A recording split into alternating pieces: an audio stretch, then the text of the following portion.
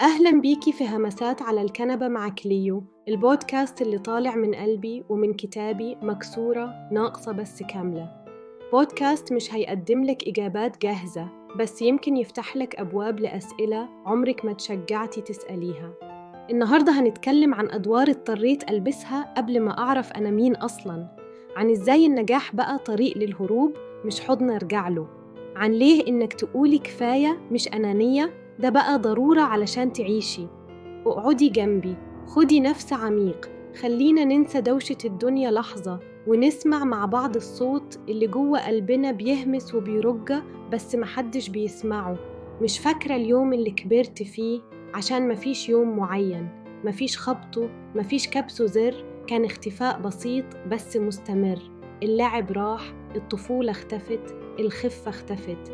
الناس كانت بتاخد سندوتشات المدرسة وأنا كنت باخد مسؤوليات. الناس كانت بتمثل إنها عيلة وأنا كنت بمثل الدور عشان العيلة ما تقعش. ما كنتش الكبيرة عشان سني، أنا كنت الكبيرة عشان مفيش حد تاني عايز يكون كبير. كنت بغير حفاضات، كنت بواسي، كنت بطبخ. كان عندي 10 سنين بس عمر حد ما سألني عندك صحاب؟ أنا كنت موجودة مش كطفلة، كنت ترس في ماكينة، وترسي ما ينفعش يصدر صوت عشان لو حصل كده كل الماكينة هتوقف. لما الكبار كانوا بيتخانقوا أنا كنت الرابط اللي بيحاول يلملم الدنيا. لما حد كان بيعيط أنا كنت اللزقة اللي بتغطي الجرح. أنا كنت الحل، وبعد شوية بقيت المشكلة نفسها. كنت فاهمة كل حاجة ما عدا إزاي أحرر نفسي. كنت بتكلم زي الكبار مش بكلام أطفال أو حواديت. كلامي كان من خطابات الحكومة ومن كلام المحامين والمحاكم. كنت فاهمة تفاصيل ما ينفعش طفل يفهمها، وسكتت عن حاجات ما ينفعش طفل يسكت عنها أبداً. ما كانش عندي ركن صغير ألعب فيه براحتي، ما كانش عندي مساحة أزعل فيها أو أصرخ، ما كانش في حد أقول له أنا تعبت، ما كانش في حضن يقول لي النهاردة مش لازم تعملي حاجة، ريحي. كنت مؤدبة، مهذبة، شغالة زي الساعة، بس عمري ما كنت ألفية ولا صوتي عالي ولا زي باقي العيال. كنت عقلانية بطريقة تخوف، بس العقل مش لعبة، العقل تقيل، والتقل ده بيكسر ظهر الأطفال. بطلت أسأل ليه، عشان ليه ما كانش ليها إجابة. ضحكتي كانت دايما هادية ودموعي مستخبية، وكل اللي كنت بحلم بيه حد يسألني انتي عاملة ايه بجد. النهاردة ببص على بنتي وهي بتلعب، بتصرخ، بتزعل، بتضحك، بتعند، وأنا بفضل واقفة جنبها، بستحمل، بسيبها تبقى هي زي ما هي. مش عشان عندي صبر خارق، بس عشان عارفة قد إيه صعب لما محدش يديكي الفرصة تبقي طفلة. ولما بنتي يقولي تلعب معايا بقول طبعا، مش عشان فاضية، بس عشان مفيش حد زمان قالي لكل حد بره اتحمل كبر قبل أوانه. أنا شايفاكوا، قوتكم ما كانتش شطارة، كانت درع، كانت وسيلة نجاة. بس دلوقتي من حقكم تكونوا طرى، تزعقوا، تتلخبطوا، تتعبوا. عمركم ما كنتوا غلط، كنتوا لوحدكم، ومفيش حد قالكم إن الطفولة مش رفاهية، دي حق. كان في لحظة كده وقفت قدام المراية لابسة بلوزة، ميك اب، ابتسامة ثابتة، وقلت لنفسي انتي وصلتي، بس جوايا سكوت، لا فخر ولا فرحة، بس نفس السؤال القديم اللي بيرن جوايا، وانتي مين من غير كل ده؟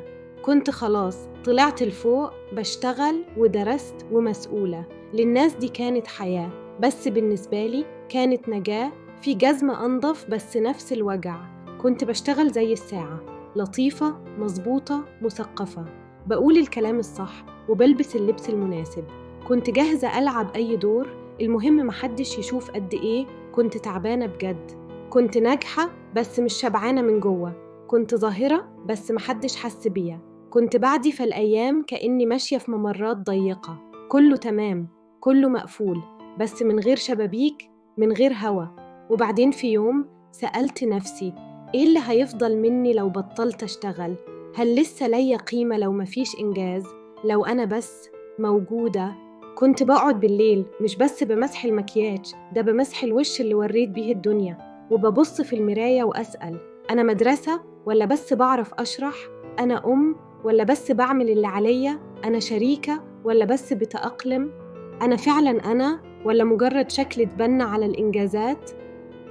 عارفة، في ناس هتشوف ده قلة شكر، في ناس تتمنى تبقى مكاني. بس عارف إيه؟ النجاح ما بيعالجش الجروح لو عمرك ما اتعلمت إنك تحب من غير ما تثبت حاجة. دلوقتي أنا عارفة أنا طلعت السلم، مش بس في الشغل والسي في، لأ دي كانت رحلة خطوة بخطوة راجعة لنفسي. وكان في حد ساعدني، مش بصوت عالي، مش حد بيفرض نفسه، إنسان بسيط غالي قوي، شكله شاف الحاجات بدري قبل ما أنا أشوفها بنفسي النهاردة. ما كانش حوار، ما كانش تحليل، ما كانش حتى كلام كتير، كانت جملة واحدة، 3 كلمات بسيطة بس حجمهم كبير قوي لدرجة إنهم وقفوا الدنيا جوايا. انتي كفاية زي ما انتي، مش هتقدري، ولا خليكي قوية. بس ببساطة انتي كفاية زي ما انتي. كأن حد أخيراً قال الكلمة الصح، وساعتها الحرب اللي جوايا سكتت للحظة. سمعت الجملة دي ولأول مرة صدقت إن ليا مكان في الدنيا من غير ما أضطر أثبت حاجة لأي حد، إن قيمتي مش مربوطة بالإنجاز ولا بلقب ولا بدور بلعبه. قيمتي في إني موجودة، بأتنفس، بأحس، وكفاية. النجاح مش بيت، والتقدير مش بدل الحب، والتصرف صح مش دليل على إني ليا قيمة.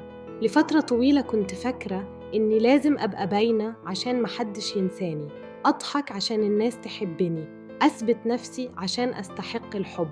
بس عارفة، أنا تعبت من إني دايماً أبرر، تعبت من السكوت، من إني أكون قوية طول الوقت. وبعدين جات الجملة دي، 3 كلمات فتحوا لي باب. انتي كفاية زي ما انتي.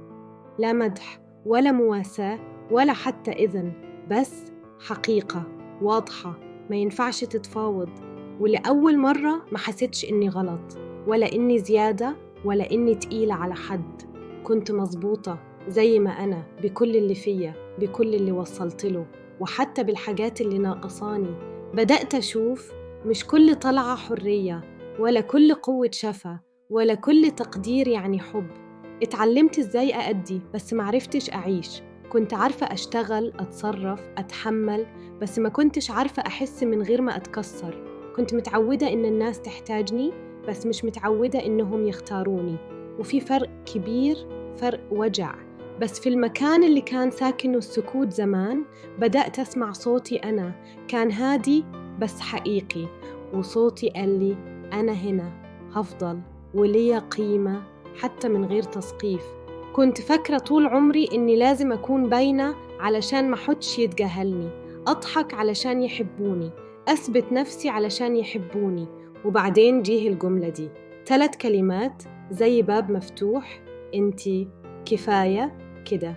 كلمة رفعتني، كلمة خلتني أشوف إن جوايا قيمة كنت دايماً بديها للناس، بس عمري ما صدقت إنها فيا أنا.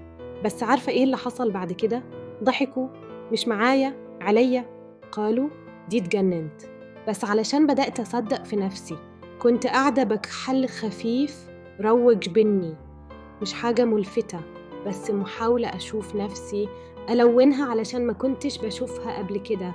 مش لازم أبقى جميلة ولا كاملة، أنا بني آدمة وخلاص. كنت عايزة أقول لنفسي أنا موجودة وليا قيمة، واتسخرت علشان كده وتحكم عليا. قالوا دي خرفت، بلم. أيوة، دي كنت أنا، مكسورة، لوحدي، مش قادرة، تايهة ومش عارفة أعمل إيه. وبرغم كده كتبت على المراية بإيد بترتعش، انتي كفاية كده. مش علشان الناس ولا علشان التصفيق، بس علشاني أنا بكتب الكلام ده والدموع في عيني، علشان شلت كتير واتعلمت أكتر، وعارفة لسه في جاي أكتر. حتى لو محدش سقف لي هفضل واقفة. أيوة، بلم بس رافعة راسي، بلم بس صاحية، بلم بس عايشة. بلم بس واقفة. بلم بس عارفة أنا مين. بلم بس قلبي بينبض ولساني بيحكي. وانتي دلوقتي بتقري الكلام ده، أنا مش قاعدة مرتبة الأفكار ولا بلون الجمل ولا بنقي التعبيرات. أنا دلوقتي في اللحظة دي مش منظمة، مش متماسكة. أنا مشاعري. الكلمة اللي تمنيت أشطبها من قاموسي علشان كل ما قلتها قالولي انتي دراما، حساسة، زيادة عن اللزوم.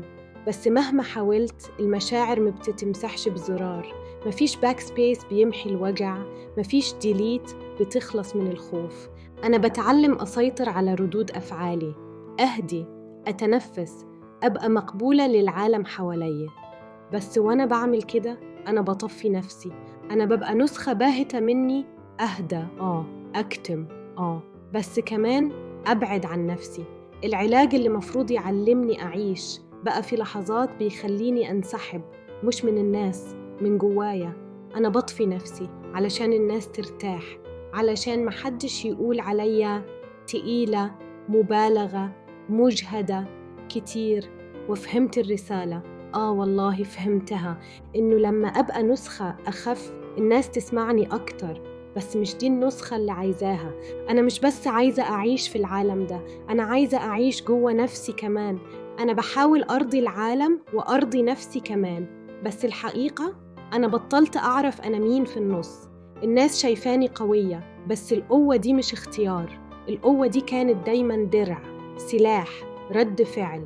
أنا كنت دايما كتير إحساس، كتير كلام، كتير أسئلة، كتير لهفة، وكتير وجع. وأنا دلوقتي بحاول أقلل صوتي، أقلل أحلامي، أقلل اللي أنا نفسي فيه علشان أبقى مقبولة. بس كل مرة بخنق فيها نفسي بحس إني ببيع جزء مني.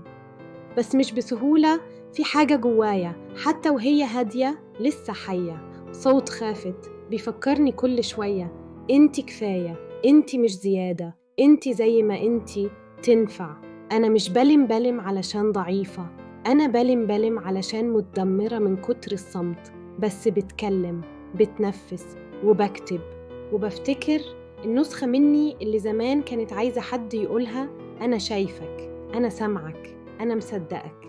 النسخة دي دلوقتي أنا اللي باخد بإيدها، أنا اللي بقولها إحنا لسه هنا، هنفضل هنا حتى لو مفيش تصفيق، حتى لو الناس ضحكت، حتى لو قالوا علينا مش طبيعية. أنا طبيعية بطريقتي، أنا كفاية من غير إذن، أنا باقية حتى وأنا مش كاملة. وأنا بكتب السطور دي حاسة بكل كلمة، مش من دماغي، من قلبي، حاسة إني مش بكتب كلام، أنا بفرغ وجع، بحط نقطة على الجرح وبقول أخيراً كفاية. مش علشان الدنيا اتغيرت ولا علشان أنا بقيت أقوى، لكن علشان تعبت من إني أكون نسخة مستهلكة من نفسي، تعبت من إني أتحاكم كل مرة أحس، كل مرة أضعف، كل مرة أبقى إنسانة. الناس عايزة النسخة اللي تضحك، اللي تنجز، اللي تقول كله تمام. بس عمري ما سمعت حد بيقولي ما تبقيش تمام وأنا لسه معاكي. أنا بقيت أستحي من دموعي، من رعشة صوتي، من إني أبين إني محتاجة حد. بس الحقيقة أنا كنت محتاجة حضن، مش طقس، مش مية وملح، مش أوراق غار. كنت محتاجة قلب، مش طنجرة تبخير. كان نفسي في لمسة مش فتوى، كان نفسي في طبطبة مش تعليمات. وكل مرة بدور فيها على الراحة بلاقي حاجات أغرب من وجعي، طقوس ووصايا وخرز أزرق. بس ولا مرة حد قال لي تعالي أنا هنا. أنا مش مستنية علاج، أنا كنت مستنية حضور، بس حتى ده كان كتير عليهم. فعلمت نفسي أمسح دموعي لوحدي، مش علشان أنا قوية، بس علشان مفيش حد كان شايفني وأنا ضعيفة. أنا بقيت اللي انتوا عمركم ما عرفتوا تشوفوه، بقيت الست اللي شالت كل حاجة، بس عمري ما سبتولي حاجة أحتفظ بيها. أنا اللي جمعت الفتات، رتبت الركام، فهمت سكوتكم وفضحت صمتكم جوه قلبي. ومع كده أنا لسه هنا، مش كاملة، مش سليمة، بس موجودة بكل الكلام اللي ما تقالش، بكل حاجة ما سمعتوهاش، بكل اللي شلتوه عليا وأنا ساكتة. وعارف إيه يا بابا؟ أنا مش زعلانة منك، مش زعلانة على الغلط ولا على البعد ولا على الحتة الباردة اللي كنت دايما فيها. أنا فهمتك أكتر مما تتصور، بس إنك ما عزمتنيش في اللحظة اللي بتبني فيها حياة جديدة دي كانت الوجعة. مش علشان أنا مش فاهماك، بس علشان أنا حسيت إني ما كنتش من ضمن خطتك الجديدة، ومع كده أنا بتمنى لك الخير من قلبي، مش مجاملة ولا سخرية ولا واجب، من الجزء الصغير اللي جوايا اللي لسه حي، اللي لسه بيأمل إنك تلاقي سلامك حتى لو مش معايا بس مع نفسك، لأن السلام هو أكتر حاجة بتمناه لنا إحنا الاتنين. وأنا لقيت سلامي بطريقتي وبكفي كده، لأني مقدرش أنقذ حد وأنا بنزف. شكراً إنك كنتي معايا النهاردة على الكنبة. يمكن لقيتي نفسك في كلماتي، يمكن كان لحظة سكون وسط كل الدوشة اللي جواكي، ويمكن لسه بتدوري على صوتك، بس اللي متأكدة منه إنك مش لوحدك. كل دور لعبتيه وإنتي صغيرة اللي ما كنش دورك من الأساس أنا شايفاه، وكل تعب، كل وجع، كل مرة قلتي فيها أنا تمام وإنتي بتنزفي أنا سمعاها. لو حسيتي النهاردة بأي حاجة حركتك احكيلي، كلمة، إيموجي، رسالة صغيرة، أنا بقرأ كل حاجة. ولو تعرفي حد ممكن الكلام ده يطبطب عليه ابعتيله الحلقة. وما تنسيش انتي كفاية زي ما انتي، بضحكتك، بدمعتك، بصمتك. هنتقابل تاني في الهمسة الجاية على الكنبة معايا أنا كليو.